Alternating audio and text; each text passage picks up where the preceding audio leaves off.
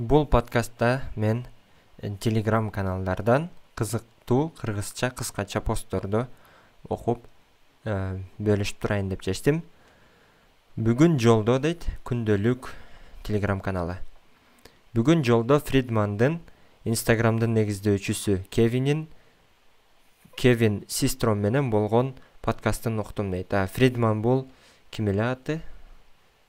Алекс Фридман го дейм. Лекс Фридман.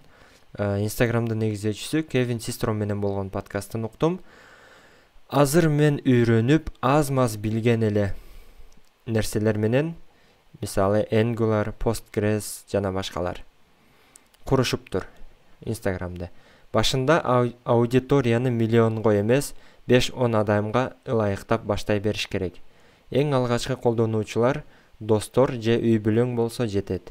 Ошондуктан азыркы майда чүйдө деп портфолио үчүн гана кылып жаткан проекттерди чоң үмүт менен кылгыла. Биринчи этаптар аябай маанилүү. Кийинкисин кийин көрө жатарсыңар. Кеңейүү, scale of platform, көйгөйүн чечкенде өзүнчө бир рахат дейт. Instagram'дын Instagram болушуна Facebook'тун таасири чоң болгону менен бул киши негизги өзөгүн баштап жолго салып бергени факт. Колуңдан келгенин кыла берсең, калганы өз ордуна түшүп кетет деген ой. Негизи ушундай ой жүгүртүү бир жаңы нерсе жасоодо гана эмес, жаңы нерсе үйрөнүүдө да керек болот окшойт. Мисалы, тил үйрөнүүдө башынан эле жетүү бир аз оор болгон максаттарды койсоң, көп таарына баштайсың жашоого дейт. Майда бөлүктөрдөн, milestones, рахат алып үйрөнгөн жакшы. Көп күткөндөр көбүрөөк кайгыга батышат. Кийинкиси. Автобуста Навалдын кыска подкасттарын угуп келдим. Бул болсо Навал деген Twitter философ деп койсок болот да азыркы. Кантип байыш керек? Ооматсыз деген суроого кыска жообу жакты дейт. Кыргызча которгону аракет кылдым. Жооп: өзүңдү өнүктүр. Өзүңдү дегенде бул өзгөчөлүк менен жоопкерчилик, анан атайын билим. Өнүктүр дегенде атайын билим, туура колдоно билүү. Андан кийин бул ою дагы жакты. Адам өзүнө 3 хобби табыш керек дейт. Адамга акча алып келген, жакшы ден соолук тартуулаган жана креатив же акыл алып келе алган дейт. Мисалы, стартаптарга инвестиция, йога жана китеп окуу дейт.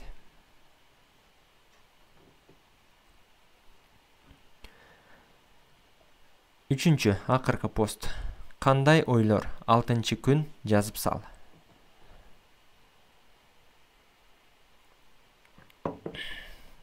Иронияга толгон текст жазып келатып, өчүрүп салдым.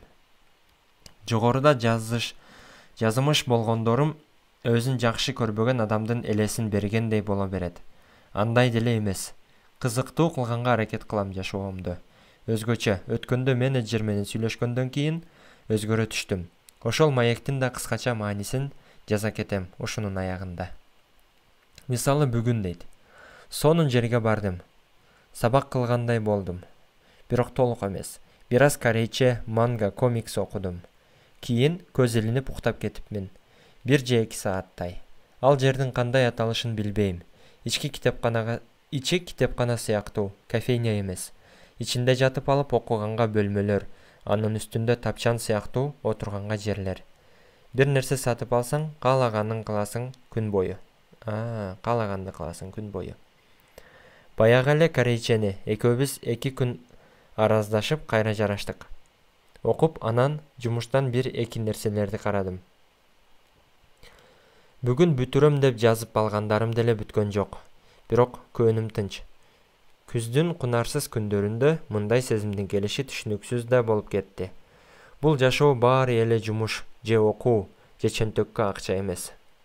Андан да маанилүү нерселер бар экендигин сезип жашаган сактап калат адамды. Продуктивность дегенди культка айландырганды башына тепким келет дейт. Таттуу кыялдар, бийик пландар адамды бийлесе жакшы балким. Бирок ага жетем деп өзүн жек көрүп, өлүп кеткенчелик жакшы эмес да. Паланиктин «Вещи, которыми ты владеешь, в конце концов овладевают тобой» деген жери мени түртө кеткен. Ошондой. Рахмат, Чак Прат дейт. Чак Паланик экен да ошондо. Бирок мен тааныбайм. Уккандай болуп атам. Уккандай боло беребиз да. Акыркы 10 ай денем менен мээм 3кө, кээде 4кө бөлүнүп иш кылышты. Көбүнчө жумуштан 1-2 кеч кайтам. Сабагым жок күндөрү. Кээде окумуш болом, кээде калып кеткен нерселерди бүтүрөм. Бирок чогуу иштегендерге жагыныш үчүн эмес, өзүмө жаккан үчүн ошентип жүрөм. 2 жумадай мурун менеджер экөөбүз кеч сүйлөшүп калдык. Жашоодо тең салмактуулукту кармаш керек дейт. Кийин өкүнүп каласың. Ал убакта кеч болот деп бир коллегасынын окуясын айтып берди. Ал киши, коллегасы, өмүрүн жумушуна арнап үй бүлөсүнө убакыт бөлө албай жашайт. Кызы чоңоюп, Стэнфордто аяктайт. Бүтүрүү кечесине атасы билет алып жөнөйүн деп жатканда кызы «Сен мага керек болгондо келген эмессиң, азыр да келбей койсоң болот» деп жооп жазыптыр. Чыныгысын мындан таасирдүү кылып айтып берген болчу.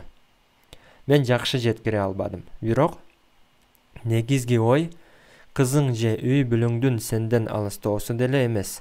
Өзүңдөн баш кечүүсү коркунучтуураак деген ой.